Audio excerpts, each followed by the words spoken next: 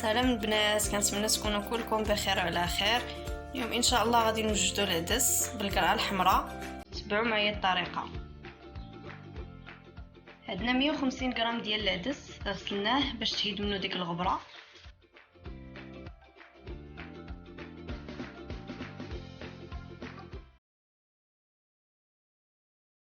غادي نزيدو بصله كبيره مشلضه،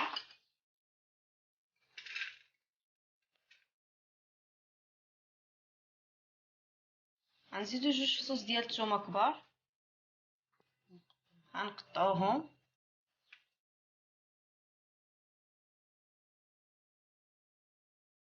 نزيدو معلقه صغيره ديال الملحه، غنديرو هادشي فوق البوطه يتشحر واحد شي شويه. من بعد غادي ندوزو نقيو القرعه،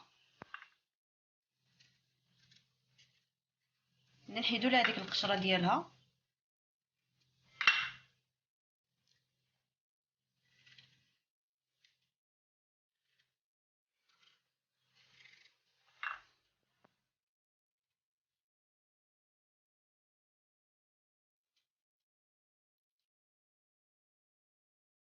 غادي نقطعوها على شكل مربعات صغيره.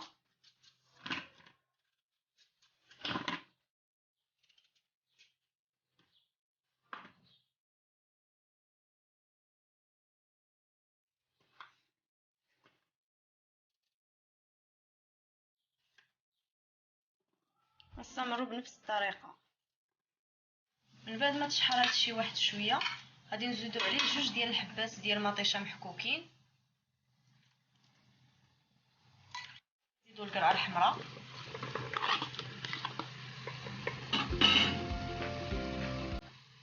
بالنسبه للعطريه عندنا معلقه صغيره ديال الخرقوم ومعلقه صغيره ديال التحميره السودانيه كتبقى على حسب الذوق، وشويه ديال البزار.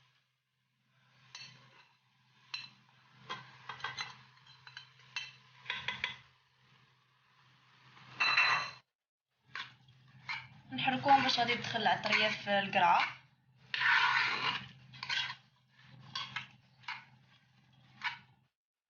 من بعد ما تشحرات واحد شويه وخدات ديك العطريه غادي نزيدو عليها شويه ديال الماء سخون، ثمن 2 ديال الكيسان.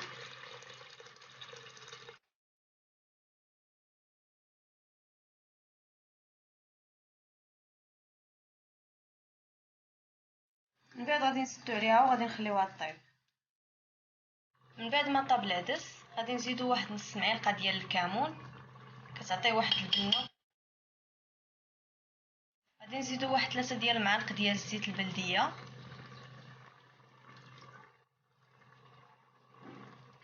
وغادي نزيدو واحد المعلقه كبيره ديال القزبور ومعدنوس.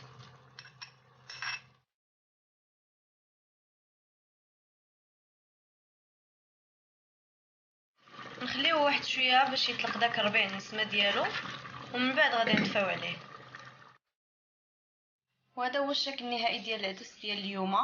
كنتمنى الى عجبكم تخليو ليا شي لايك وشي تعليق وتشتركوا في القناه ديالي، واللي جربوا ما ينساش يخلي ليا في الكومونتير ويقول لي كيفاش جا هذا العدس بالقرعه. السلام عليكم.